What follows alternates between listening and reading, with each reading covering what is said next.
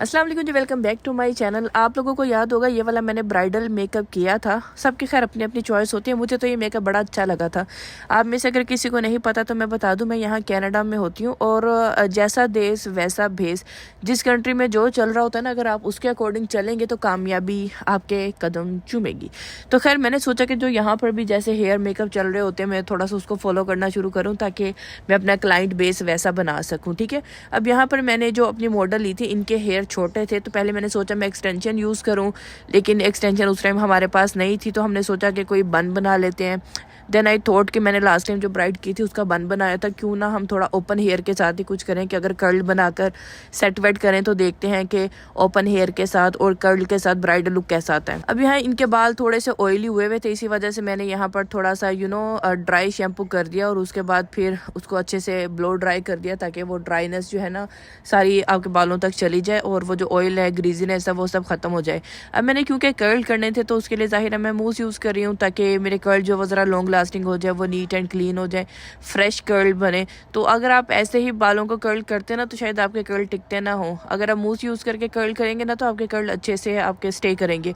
मूस लगाने के बाद ना फिर ऐसा बड़ा सारा ब्रश लेकर अच्छे से अपने बालों को कॉम्ब कर लो। आपने देखा ना मैंने जैसे सेक्शंस निकाल निकाल कर लगाए हुए हैं, तो इसी तरह से ना आपके कर्ल्स का ज़रा स्टे अच्छा हो जाता है। अगर आप लोगों ने मुझे इस चैनल पे फॉलो किया हुआ है तो थैंक यू सो मच। अगर आपने फॉलो नहीं किया हुआ तो काइंडली मुझे यहाँ पर ज़रा सब्सक्राइब कर लीजिएगा ताकि मैं अपने चैनल को थोड़ा सा ग्रो कर सकूँ। मैं इस चैनल के ऊपर कुछ ना कुछ कुकिंग की वीडियोस, कुछ हेयर स्टाइल की, कुछ व्लॉगिंग्स वगैरह करती रहती हूँ। डिफरेंट कंटेंट में इस पर पोस्ट करती रहती हूँ और वो ऐसा कोई भी कंटेंट नहीं है जो कि बेकार होगा या आपके किसी काम का नहीं होगा। हर वीडियो में कुछ ना कुछ नॉलेज, कुछ ना कुछ इन्फॉर्मेशन ही होती है जो आप तक पहुंचा रही होती हूँ मैं। अब यहाँ पर मैंने कर्ल करना स्टार्ट कर दिए हैं। मैंने देखा था जब मैंने ये वाला मेकअप किया तो काफ़ी सारे लोगों के कमेंट्स आए हुए थे कि कोई ख़ास नहीं है, इतना भी कुछ अच्छा नहीं किया हुआ, बहुत ही नॉर्मल सा लग रहा है, बहुत ही सिंपल सा लग रहा है। आप लोग आई थिंक मेरी वीडियोस को अगर पाकिस्तान से देख रहे हैं या इंडिया से देख रहे हैं तो आप लोगों को शायद ऐसा लग रहा होगा कि मेकअप हल्का है या थोड़ा किया हुआ है या ब्राइड का ऐसा लुक नहीं आ रहा। लेकिन मैं आपको टू बी ऑनेस्ट एक बात बताऊं, हम लोग ना मतलब अब सोशल मीडिया का टाइम है और आप लोगों को पता है कि इट्स बेटर कि हम लोग अपना नॉलेज थोड़ा सा इंक्रीज़ करें। हमें पता होना चाहिए कि कहाँ पर क्या ट्रेंड चल रहा है, कौन किस ट्रेंड को फॉलो कर रहा है। वो जैसे हमारे ना बड़े बुजुर्ग कहते हैं ना कि जब तक आपके पास इल्म हो तब तक बोल दिया करो, जहाँ पर किसी चीज़ का इल्म ना हो तो वहाँ पर ख़ुद को बेवकूफ़ जाहिर करने की बजाय ना खामोशी इख्तियार कर लेनी चाहिए। तो इसी वजह से मैं भी आपको यही सजेस्ट करूँगी कि आप लोग ना अपना थोड़ा सा इन्फॉर्मेशन बढ़ाओ, थोड़ा सा नॉलेज ज़्यादा इकट्ठा करो। आपके पास भी अगर ज़्यादा इन्फॉर्मेशन होगी, आप 4 लोगों में बैठकर बात कर सकोगे, आप बता सकोगे हाँ कहाँ पर क्या चल रहा है, कहाँ पर क्या नहीं चल रहा। खुद को ज़रा अप टू डेट रखना चाहिए ना इंसान को। अब मुझे वीडियोस पे ऐसा कमेंट्स देखकर ऐसा नहीं है कि मुझे दुख होता है या मुझे बुरा लगता है, लेकिन मुझे हैरत होती है कि स्टिल सोशल मीडिया यूज़ करने के बावजूद भी लोगों के पास इतना लैक ऑफ नॉलेज है कि उनको पता ही नहीं है कि अगर कहीं पर कोई डिफरेंट चीज़ शो की हुई है तो उसका क्या पर्पज़ हो सकता है। अगर आप कभी कनेडियन ब्राइड्स लिख कर यूट्यूब पे, टिकटॉक वगैरह पे वीडियो सर्च करोगे ना तो आपको आइडिया हो जाएगा कि कनाडा में ब्राइड्स कैसे रेडी होती हैं। मैं कहती हूँ कि ये जो मैंने अभी मेकअप किया हुआ है ना, शायद ये भी मैंने ज़्यादा किया हुआ है। यहाँ तो बहुत मिनिमल सा मेकअप यूज़ होता है। आपको शायद सेलिब्रिटी मेकअप का पता होगा, ये जैसे एक्टर एक्ट्रेसेस वगैरह अपनी शादी वगैरह पे मेकअप करती हैं या जो भी हीरोइंस होती हैं, ये लोग अपनी शादी पे कितना मिनिमल सा मेकअप यूज़ कर रही होती हैं।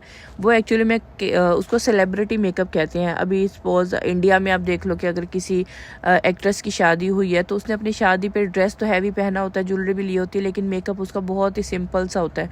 इस तरह से पाकिस्तान में जैसे उर्वा हुसैन जो है, उसकी जब शादी हुई थी तो वो उसका लहंगा, ज्वेलरी वगैरह सब इतना अच्छा और हैवी था, लेकिन मेकअप में उसने सिर्फ टिंट वगैरह यूज़ किए हुए थे हल्के फुल्के से, वो भी खुद ही से तैयार होके। और अगर कोई बाहर से भी जाकर तैयार होता है ना, प्रोफेशनल भी किसी से या किसी सैलून से, तो वो लोग यही प्रेफर कर रहे होते हैं कि हमारी स्किन के साथ मैच करके ही फाउंडेशन लगाना और मिनिमम प्रोडक्ट्स यूज़ करना ताकि मेकअप उतारने के बाद हम बहुत डिफरेंट ही नहीं लगें या मेकअप करने के बाद भी हम बहुत ज़्यादा डिफरेंट नहीं लगें।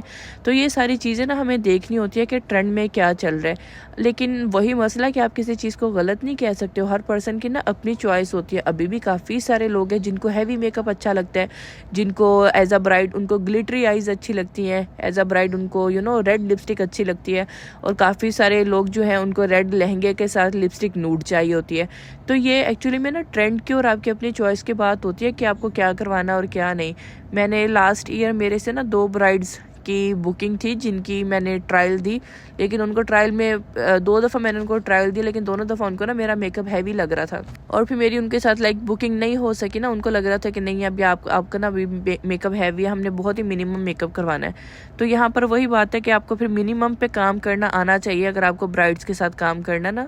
तो लास्ट टाइम तो मेरी ब्राइड्स छूट गई थी, तो फिर मुझे थोड़ा सा ऐसा बुरा भी फील हुआ था कि यार मेरा मेकअप थोड़ा सा हैवी है, मुझे और इसको कम से कम करना ताकि मैं भी कैनेडियन ब्राइड्स की रिक्वायरमेंट के अकॉर्डिंग मेकअप कर सकूं। और मैं तो स्टिल लाइक प्रैक्टिस कर रही हूँ, स्टिल मैं स्ट्रगल कर रही हूँ लाइक अपना बेटर ट्राई करने का। और आपको पता है काफ़ी सारे जो प्रोफेशनल मेकअप आर्टिस्ट भी है ना, इसका मतलब ये नहीं है कि वो प्रोफेशनल हैं तो वो कुछ और सीखते नहीं होंगे।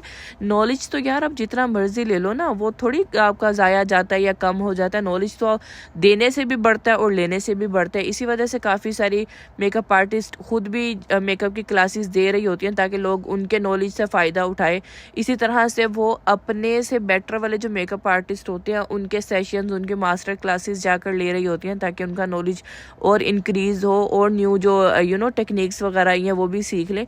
तो ये तो ऐसा ही होता है ना। तो अब मैं भी अगर प्रैक्टिस कर रही हूँ, इसका मतलब ये नहीं है कि मुझे मेकअप करना नहीं आता या मैं कोई ब्राइड तैयार नहीं कर सकती। अब बात यह है कि आपको उस रेस में मिलना पड़ता है, तो मैं भी उसी रेस में मिलने के लिए उसको प्रैक्टिस कर रही हूँ ताकि जो ट्रेंड में चल रहा है, जो डिमांड में चल रहा है, मैं उसको सीख लूँ, उसको समझ लूँ, उसको करती रहूँ ताकि मैं बगैर किसी टेंशन के आराम से ब्राइड्स रेडी कर सकूँ। क्योंकि ज्वेलरी कपड़े वगैरह तो ब्राइड्स वगैरह बड़े अच्छे से ले लेती है ना, हैवी भी ले लेती हैं तो चल जाते हैं, लेकिन मेकअप के लिए ना उनको थोड़ा सा कंसर्न होता है कि नहीं मेकअप में हमें बहुत हैवी नहीं जाना, हमें लाइट में जाना, हमें सेटल में जाना है। जैसे कि यहाँ पर जो कनेडियन ब्राइड्स होती है ना, जो लाइक वाइट पीपल होते हैं या गोरे लोग आप कह लो जो होते हैं, इनके ड्रेसेस होते हैं वाइट कलर के, मैक्सीज होती है ना वाइट वाली, तो इन्होंने अपने वाइट मैक्सीज के साथ बहुत ही लाइट से शॉर्ट से सटल से मेकअप किए होते हैं।